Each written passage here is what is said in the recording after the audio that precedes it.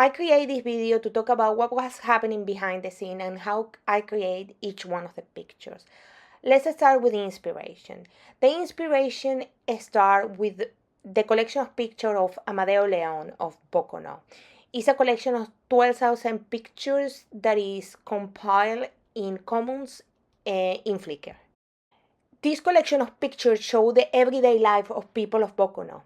I use these pictures as an inspiration, but I transform them to drawing, embroidery, and so on.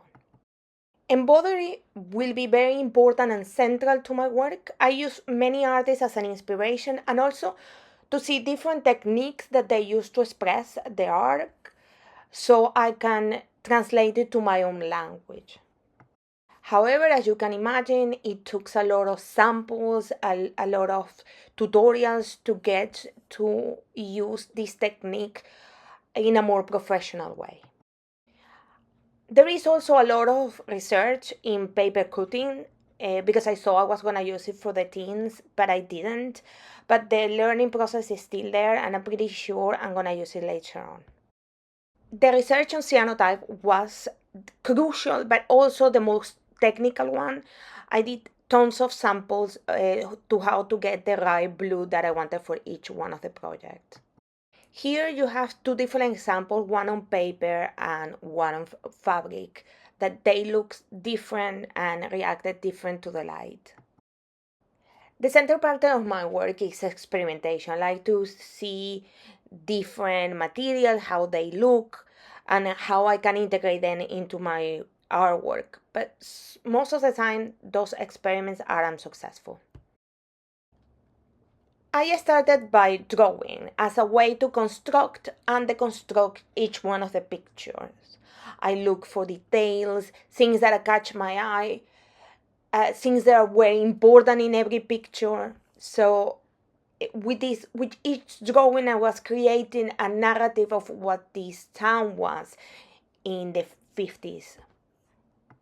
It is also important to notice that here is where the idea of having a sketchbook with all the drawings start.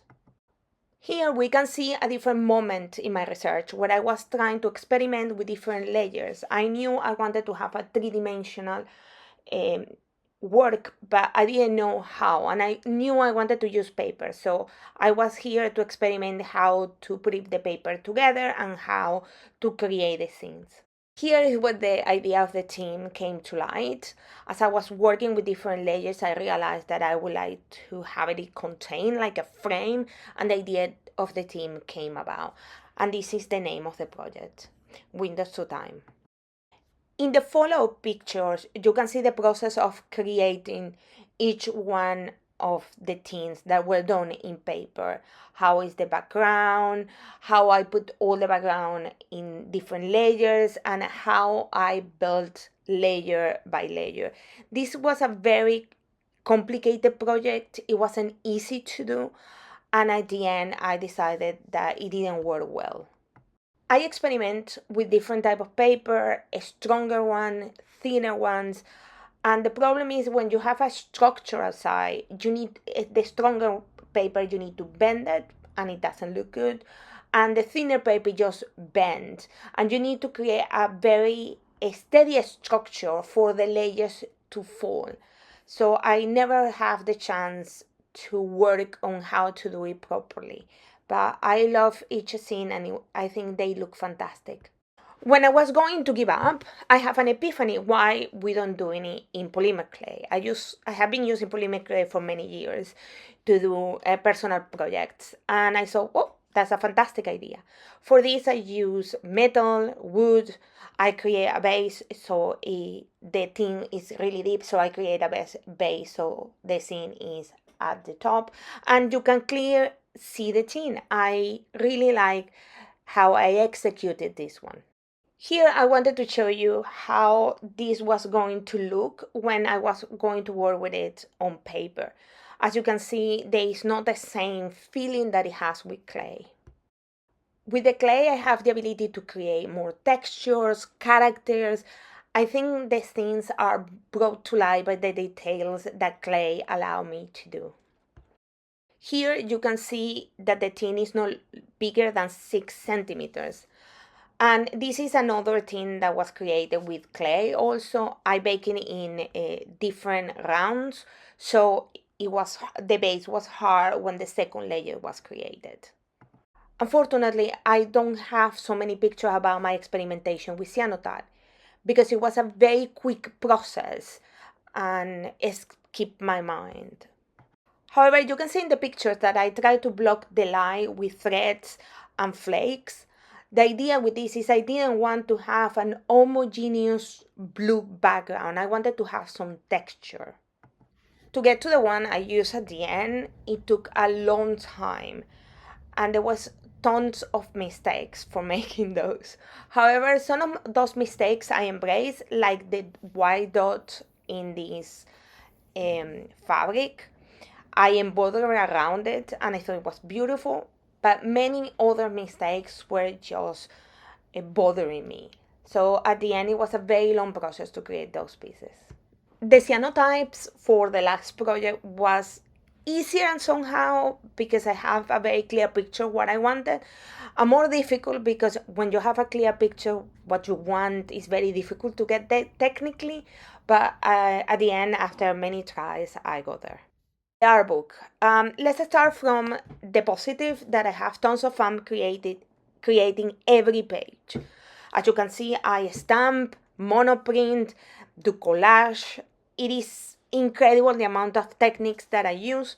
However, as you can see, this isn't preserving your work, it's creating new work. And I wasn't sure if this encapsulates my research, but the end it did. It feels like I was creating a new place, a place I have never been.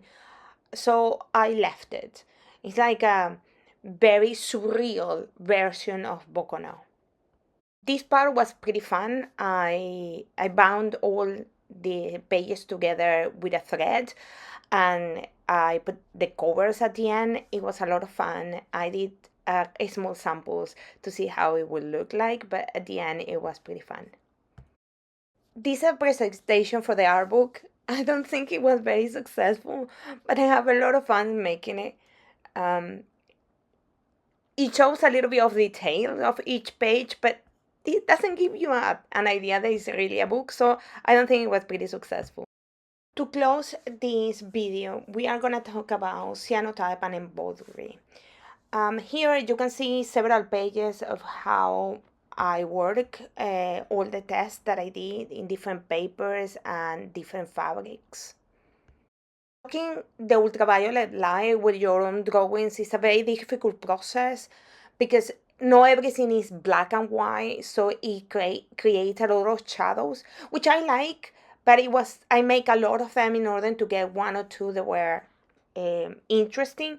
As you could see, there is a lot of samples here with different type of endings. So all this research merged in between the C, the one I used for the exhibition, and the one I did use for the last project. I hope you like it. Here you can see one of the samples for the embroidery and how it looks. I like these ones, but they are very blurry at the end, so it didn't work well for embroidery.